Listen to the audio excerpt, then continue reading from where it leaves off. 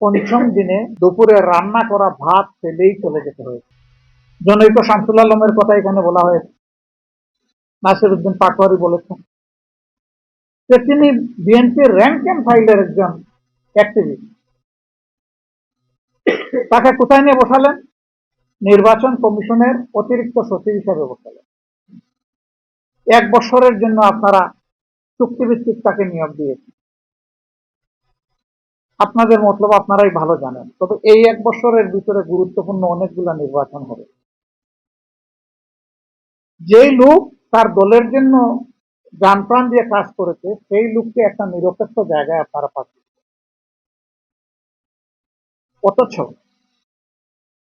শেখ হাসিনার হাতে 14 সালের নির্বাচন, 18 সালের নির্বাচন, 24 সালের নির্বাচনের জেনোসাইড হয়েছে। 14 নির্বাচনে বলা হয় সেখানে অবুঝ নিরীহ প্রাণীরা গিয়েছিল, মানুষ ভোট দিতে যায়।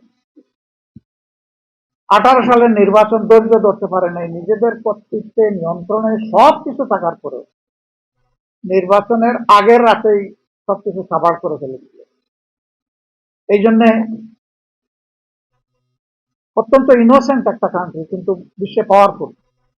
তাদের বাংলাদেশি রাষ্ট্রদূত বলেছিলেন যে এটা মিডনাইট ইলেকশন, জনগণও তাই বল।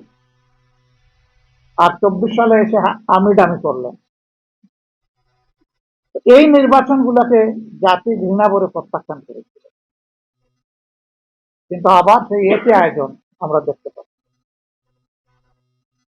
মনে রাখবেন, হিস্ট্রি রিপিটস ইটসেলফ।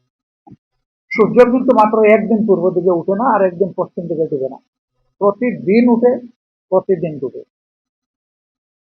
সূর্য যখন উঠে তখন শক্তিমত্তা নিয়ে উঠে, দুপুর পর্যন্ত মারাত্মক বীরত্বপনা থাকে, তার ঝাল থাকে অনেক, কিন্তু দুপুরের পর থেকে তার পতন শুরু হয় এবং শেষ পর্যন্ত গিয়ে সে ডুবতে বাধ্য হয়। কারো সূর্য মাথার উপরে দুপুর বেলা স্থির হয়ে থাকবেন, থাকে নাই অতীতে, আগামীতেও থাকবে, এই কথা চিন্তা করার কোনো কারণ নেই। তবে হ্যাঁ, যদি কোনো সরকার জনগণের অভিপ্রায়কে সম্মান করে চলে, তাহলে সেই সরকার মানুষের মনোজগতে শক্ত আসন বা ভিত্তি গড়ে তোলে। আর মানুষের অভিপ্রায়কে যারা অপমান অগ্রাহ্য করে, জনগণ তাদের অন্তর থেকে তাদেরকে ঘৃণা করে প্রত্যাখ্যান, এমন ভাবে প্রত্যাখ্যান করে যে শেষ পর্যন্ত এই সৎসাহসটাও থাকে না যে নিজের দেশে আমি থাকি, আমি ঠিক দেশ ছেড়ে পালাতে বাধ্য হয়। আমরা একটা মুসলিম সংগঠন, আপনারা জানেন 24 সালের 1 আগস্ট আমাদেরকে নিষিদ্ধ ঘোষণা করা হয়েছে। আমরা এটাকে সাথে সাথে প্রত্যাখ্যান করেছিলাম। আমরা ধন্যবাদ জানাই, সেই দিন বিএনপিও এটাকে প্রত্যাখ্যান করেছে, আমাদের সমস্ত গণতান্ত্রিক ধারার দলগুলা প্রত্যাখ্যান করেছিল, এলডিপি করেছিল। সম্ভবত সবার আগে এর প্রতিবাদ করেছিলেন ডক্টর কর্নেল অলি আহমদ। একে একে সবাই করেছে। আমরা সবার কাছে কৃতজ্ঞ, ঋণী, এটি গণতন্ত্রের চেতনা। কিন্তু আফসোস, আমাদেরকে নিষিদ্ধ করেছিলেন নিজের গদিকে একদম নির্ভেজাল করার জন্য, নিরাপদ করার জন্য। কিন্তু 1, 2, 3, 4 এই 3 দিনেই মজা লুটেছেন। পঞ্চম দিনে দুপুরে রান্না করা ভাত ফেলেই চলে যেতে হয়েছে। This is reality. এখানে আমাদের কোনো হাত নাই, সমস্ত হাত আল্লাহ তাআলার কুদরতের হাত, মহা শক্তিশালী আল্লাহর হাত। এই আল্লাহর উপর যাদের বিশ্বাস আছে, কোরআনের ওই আয়াতের উপর যাদের বিশ্বাস আছে, তুতিল মুলকা মান তাশা ওয়া তানজিউল মুলকা মিম্মান তাশা, তারা যেন ভুলে না যায় যে সমস্ত শক্তি কর্তৃত্ব মানুষের হাতে নয়, আল্লাহ তাআলার হাতে। মজলুমের আহাজারি যখন বাতাসকে ভারী করে ফেলে, আল্লাহ তাআলার সাহায্য তখন জমিনে নেমে আসে। কি হলো? মজলুম ছিলেন, এখন জালিম হতে যাচ্ছেন কেন?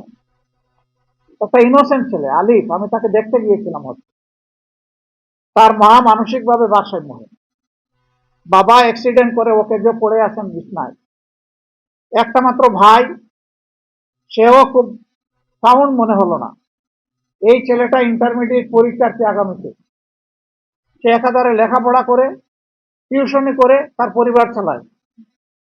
এই ছেলেটাকে রড দিয়ে পিটিয়ে তার চোখ শেষ করে দিলেন, দুনিয়া দেখার আলোটা নিভাই দিলেন। তো চোখ তো শেষ করেছিল শেষ হাসিনা, আপনারা আবার শুরু করলেন তো। হ্যাঁ, পাটোয়ারি এত গরম বক্তব্য দেয়, মাঝে মাঝে অনেকের কষ্ট হয়।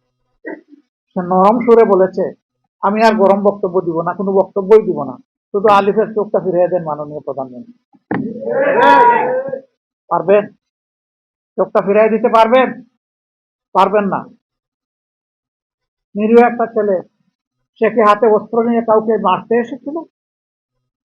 তার নেতৃবৃন্দকে আঘাত করা হচ্ছে, আক্রমণ করা হয়েছে, তার আবেগ এবং দায়িত্ববোধের জায়গা থেকে তাদেরকে প্রোটেক্ট করার জন্য সে এগিয়ে এসেছিল খালি হাতে। তাকে শেষ করে দিলেন কেন? এই নির্বাচন হওয়ার পরে দুঃখজনক, বর্তমান সরকারি দলের হাতে আমার 4জন সহকর্মীকে জীবন দিতে হবে। কেন এটা শুনতে হবে? কেন এটা দেখতে হবে? জায়গায় জায়গায় হামলা শুরু হয়েছে, মামলা শুরু হয়েছে। আশ্চর্য! আপনারা মারলেন, মব সৃষ্টি করলেন, লোকদেরকে বন্দি করে রাখলেন, চোখটা কেড়ে নিলেন, তারপরে আবার উল্টো তাদের উপরে মামলা দিলেন। কি মামলা? যে তারা আইফোন ছিনতাই করে। ধন্যবাদ, অন্তত একটা দামি ব্র্যান্ডের পণ্যের ব্যাপার।